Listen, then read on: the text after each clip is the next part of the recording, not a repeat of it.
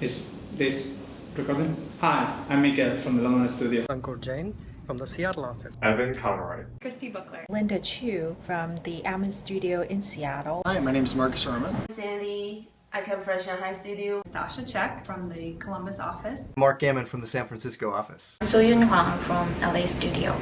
Hi, I'm Sam Stubblefield. Carrie Ann Graham, and we are the Oregano 2014 Fellows. I really like people in Vietnam. They're just so generous and really easy to talk to. They're always so eager to tell you about themselves, about how they see the world. And for me, the really touching part is knowing the history, at least the last century, of what Vietnamese people went through. And I was incredibly touched how generous and kind people are. The Vietnamese people are absolutely amazing. They are the most humble, gracious culture I've ever experienced. They are very kind, very friendly, no matter in which city they are in. So I think maybe the Westerner is more welcome. They were really nice people in both places, joyful and helpful. They seemed to welcome us and ask if they could help us in any way. I think that's always a delight when you travel, to sort of realize that everywhere you go, people have some helpfulness and some kindness in their hearts for people who need them. It's fairly easy to get by without even speaking the native language. It's a lot of pointing and smiling, but a smile can get you a long way. Even if you can't speak to somebody, you can communicate in so many other ways. Looks, smiles, hand gestures. You can use the language, body language, I mean. I felt like a tourist in Ho Chi Minh City, whereas in Seoul, it really felt like I was part of the fabric. In Vietnam, almost everyone speaks English. The phrase that they use is same but different. In a few instances, I was able to talk to them in Chinese. That was really fascinating to me. It's definitely worth always, if you're going somewhere, to learn, the please, thank you. Thank you in Vietnamese is cảm ơn. Xin chào, which means hello. In Korean, 안녕하세요 is hello. Mo hai ba yo, which means 1, 2, 3, cheers. 감사합니다. I think it was thank you, but I tried to learn that word like 20 times and it didn't stick. What put me most outside of my comfort zone was our day trip in Korea to the West Sea Islands. It was totally unguided. We took a train to a bus to a cab. To a ferry across to another bus.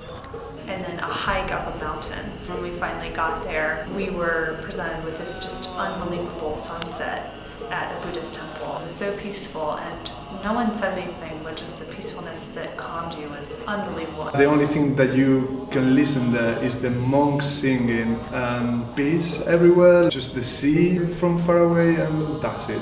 At the end of that very long day, we thought for a moment that we'd missed the last bus and ferry back to the mainland. Far from any Westerners, far from anyone that spoke English. But we survived, I think. We sketched, we did some gestures to them, and we could find our way. So after this whole day of sort of crazy travel and language barrier, we ended up with this really incredible experience. It was really amazing. It was a wonderful experience, and only slightly outside my comfort zone.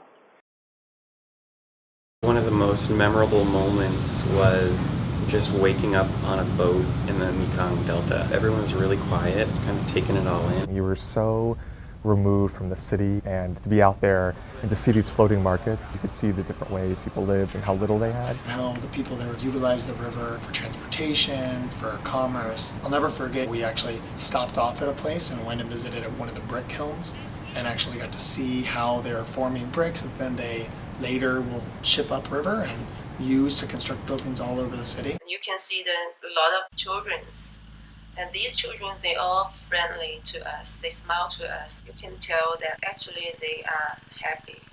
But from my end, I feel like their living situation is so poor. It's kind of like the North Korea people. If they don't know the words outside, what it looks like, then they will feel happy, because the happiness is come from compare If everyone is same, you will not feel anything. But if someone is richer than you or the quality is better than you, maybe you will feel sad or jealous or something. I cannot help into thinking that I was really appreciate my parents to give me the birth in Shanghai, the biggest city in China. So I am now what I am. Every Vietnamese person have two wheels instead of legs, because everybody moves in a motorbike. There is a sidewalk, and they just use it as an extra lane of the road. One guy I saw, he was sitting on his motorbike, and he saw a friend across the street. And I mean, he actually just drove across the street on his motorbike to go talk to his friend. And they sleep on them, and they eat on their motorbike. They use them as like street furniture. We were the strange tourists that were walking. If you want a lift across town, you can just flag down a scooter. Try to explain to them where you're going, usually pointing on a map, and negotiate a fee, and off you go. One of the most intense things about Ho Chi Minh City was just navigating the street system. There's no traffic lights, there's no one telling you when to go, and you just kind of plunge yourself into the road and hope that the motorbikes and cars kind of swerve around you. The number of bikes in Ho Chi Minh is almost close to 50% of the number of people in the city. One of the unforgettable scenes was when I tried to cross the street to get to the riverside in one evening. Everybody just crossed the 8-lane road individually without any signals. In the most chaotic closing hour, I might have not been able to cross the street if there was no help from a local guide. The food was always good, was always fresh. Probably the most unique thing I ate was a live octopus that was still squiggling around. It's technically dead, but it's just a few minutes after it's been killed, so the neurons are still firing. They were just swimming around, dancing around on a plate. It was like sticking to my cheek and kind of squirming around in my mouth. So you have to kind of chew it right before you swallow. The day that we all went for the Korean barbecue, definitely the ox tongue, that was really good. Korean beef BBQ that we had for group dinner on a cold winter day was the best of the best.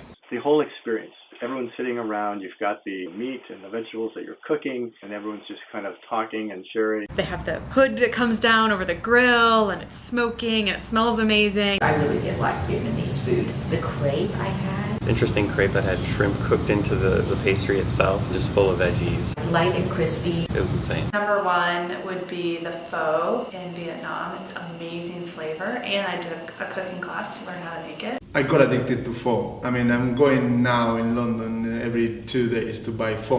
I will never forget pho that we ate for the first lunch in Ho Chi Minh in sweltering heat of over 90 degrees. Nothing will top roadside pho. It's very famous. The noodle actually is made by the rice. The soup can have different soup. Usually it need to cook more than 6 hours. It's very delicious. Pho.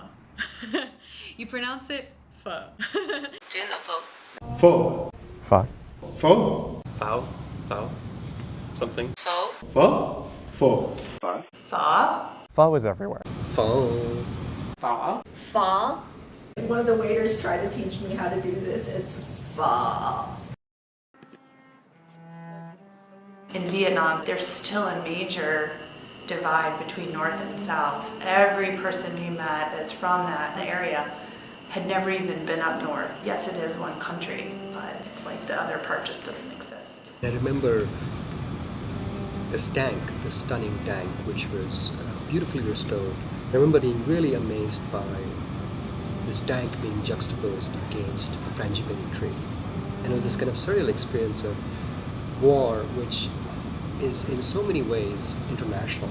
I think the war, of course, it's damaged a lot of physical things, and probably the people living there, they have the hurt in their heart. But that's just a part of the war. The different governments brings the different reality now. When we were touring a massive studies exhibit, they were talking really intently about their experience working with North Korea in opening a dialogue or an exhibition and how hard it was. And it was about the juxtaposition between North Korea and South Korea. And what he had done was invited artists that would, in a way, talk about art as it was being done in North Korea.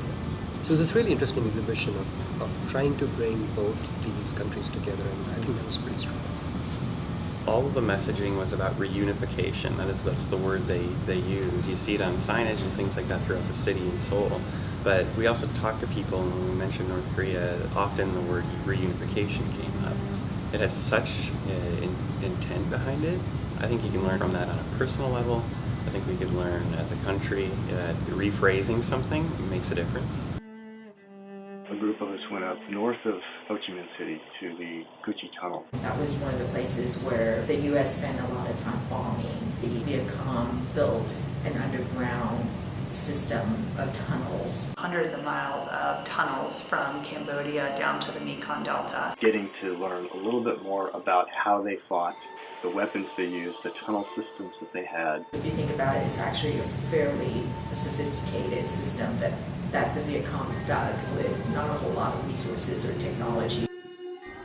A small portion of us had the opportunity to go to the demilitarized zone and really had a first-hand experience of the rising tension between North and South Korea. You leave the city and all of a sudden it's double barbed wire the whole way with troops and guns and giant floodlights. The war is still going on, and here we were touring the area as a tourist. They made you walk in single file order, and you had to line up everywhere that you went. We got to spend some time in North Korea, and by some time I mean literally about 10 minutes. And I just have to think about how few people, especially Americans, have gotten to do that. It's not a happy-go-lucky experience by any means. It's pretty sad. I remember at one point a question was asked, when was the last time a gunshot was fired? And the answer was last week. What are some fun facts about my fellows? Mark is a secret rock star. Carrie-Anne likes to narrate her life. Marcus and Evan really like coffee. They love to people watch. Christy's got a serious laugh. Stasha is a really good haggler. When Sam was growing up, he would help his dad with his arm. Angkor may or may not have joyrided on a bike that was borrowed at one time. He's straightened up since then. Christy sings really well. Carrie-Anne sings really badly. Mikkel will film anything. Stasha loves to cook, and she wants to have a crepe shop. Mikkel does not know how to jump. So-Yoon, she likes to shoot her guns. It was such a pleasure to hang out with such interesting people. What's the reason to invest all the time, money, energy that goes into oregano? I hope everyone says the same thing. It was giving people the opportunity to explore, going to see different lands, experience different cultures. Whenever you travel to a new place, you always bring back a new perspective with you.